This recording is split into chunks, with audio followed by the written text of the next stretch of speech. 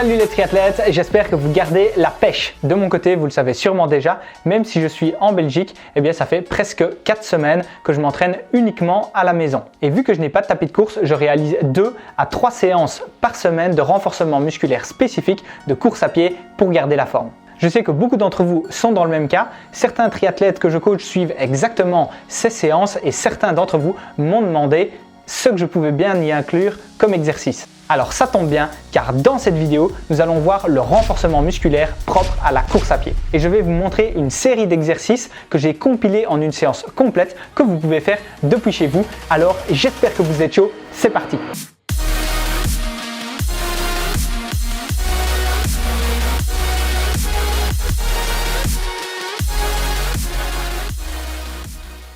L'avantage des exercices et de cette séance de renfort spécifique course à pied, eh bien, c'est que même en dehors de la période exceptionnelle de confinement qu'on vit pour le moment, ça sera très utile si par exemple vous avez la flemme de sortir à cause de la météo ou qu'il fait vraiment très froid en plein hiver ou au contraire qu'il fait très chaud durant la canicule ou encore si la course à pied est votre point faible, eh bien, ça peut être intéressant de faire une petite séance de renforcement musculaire spécifique à côté d'une séance de PPG globale que vous allez faire dans la semaine pour justement accentuer un petit peu votre entraînement sur cette discipline et sur votre point faible. Pour les exercices, je vais les passer en revue un à un afin de résumer la séance et que la vidéo ne soit pas trop longue. Je vous ai donc mis dans la description la version complète de cette séance où j'explique de manière détaillée comment bien effectuer chaque exercice avec le nombre de répétitions dans chaque série et les temps de récupération. Alors c'est parti pour la séance. On va commencer par un échauffement avec des rotations de cheville dans un sens, puis dans l'autre. Ensuite, des rotations de genoux dans les deux sens, des rotations du bassin dans les deux sens également. Puis, en s'appuyant légèrement sur un mur ou une chaise, on va faire des balanciers de la jambe d'avant en arrière, des balanciers de la jambe latéralement de gauche à droite avec chaque jambe. C'est marrant parce que ça me rappelle de bons souvenirs de mes 3 années d'athlétisme où je faisais des épreuves multiples et je ne pensais pas ressortir ces exercices de sitôt. Ensuite, on passe à des balanciers de jambes d'avant en arrière avec la main qui se rapproche du pied. Et pour le dernier exercice d'échauffement, vous allez faire des mouvements de coordination bras-jambes opposés en étant couché sur le dos. Une fois l'échauffement terminé, on passe à la partie principale où on va effectuer des exercices de renforcement musculaire spécifiques course à pied mélangés à du gainage. Et pour cette partie, j'ai divisé les exercices en 4 séries. Pour la première série, avec des poids, vous allez descendre les escaliers en freinant calmement la descente sur chaque jambe pour travailler en excentrique. Et une fois que vous arrivez en bas, vous allez remonter avec une marche dynamique. Ensuite, vous allez refaire la même chose sans les poids, mais toujours en freinant la descente. Et cette fois-ci, vous allez remonter en course légère.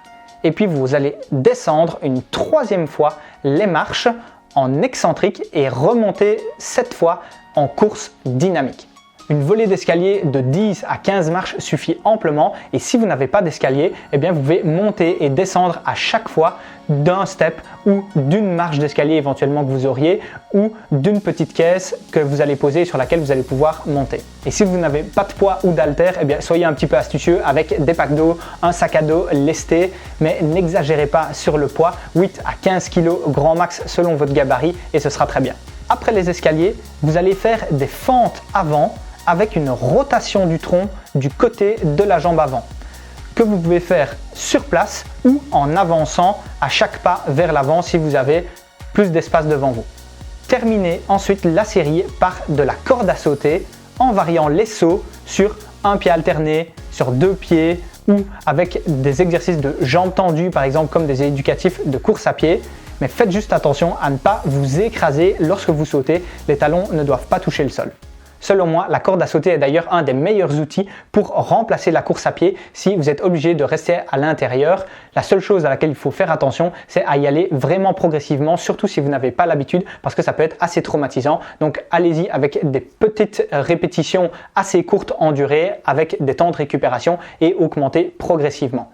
Vous verrez que de commencer avec des répétitions de 30 secondes qui vont vers 1 minute en prenant 30 secondes de récupération à chaque fois, c'est plus que suffisant. Pour la deuxième série, vous allez enchaîner 3 exercices. Pour le premier exercice, faites des montées de genoux sautées avec un départ en position de fente.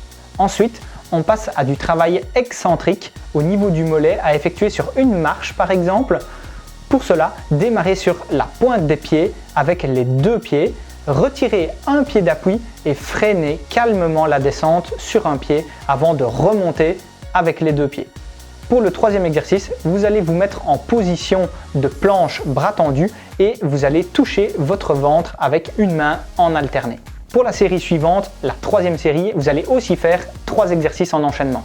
Commencez par des squats bulgares avec un pied sur un tabouret ou une chaise. Ensuite, faites des sauts de 2 marches avec extension après chaque saut et redescendez tranquillement.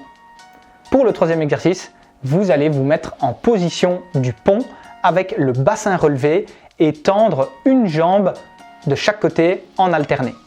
Et pour la quatrième série, vous allez vous coucher sur un tapis sur le côté et effectuer un exercice avec 3 variantes que vous allez faire d'affilée avec chaque jambe. En premier, faites 10 mouvements de la jambe d'avant en arrière. Ensuite, faites 10 cercles dans un sens et puis 10 cercles dans l'autre. Et entre ces 3 exercices, essayez de ne jamais reposer le pied sur la jambe qui est couchée au sol. Le dernier élément que vous pouvez intégrer si vous avez encore un peu de temps, ce sont quelques exercices d'étirement et ici je vous en propose 3 à faire à la suite des 4 séries. Je vous rappelle juste que habituellement, je ne vous recommande pas de vous étirer en statique après une séance de course à pied. Ici, l'objectif n'est pas du tout de vous faire gagner en souplesse, c'est juste de vous détendre après votre séance. Donc faites ces étirements de manière très douce avec une respiration lente et profonde. Pour le premier étirement, mettez-vous en position de fente avant, levez le bras du côté de la jambe qui est derrière et puis étendez-vous sur le côté pour étirer la partie latérale du corps tout en étirant les fléchisseurs de hanches. Pour le deuxième exercice, vous allez faire un étirement classique des fessiers. Et pour le dernier exercice, avec l'aide d'une chaise, vous allez mettre vos mains en appui sur la chaise avec les 2 jambes tendues, une devant, une derrière, pour étirer les mollets et les ischios. Et en fonction de votre souplesse, vous pouvez ajuster la hauteur de l'endroit où vous posez vos mains en remplaçant la chaise par autre chose. Mais toujours avec ma souplesse légendaire, j'avoue que pour moi, la chaise n'est pas de refus. Voilà qui clôture cette séance de course à pied à faire à la maison. Si vous souhaitez davantage d'explications pour chaque exercice afin de bien les réaliser, vous avez accès à la vidéo complète en version longue où vous retrouvez aussi le détail écrit de tous les exercices avec le nombre de répétitions dans chaque série, les temps de maintien et les temps de repos. Pour télécharger tout ça, je vous invite à cliquer sur le lien qui est dans la description. Si cette séance vous a plu, dites-le moi en cliquant sur le bouton j'aime et abonnez-vous juste en dessous pour nous soutenir. Puis si vous avez des amis coureurs ou triathlètes que ça peut aider, eh bien partagez-leur la vidéo. Sur ce, je vous souhaite un bon entraînement avec cette séance. Gardez une patate d'enfer et n'oubliez pas, on progresse ensemble et célébrons la magie du triathlon. Ciao ciao!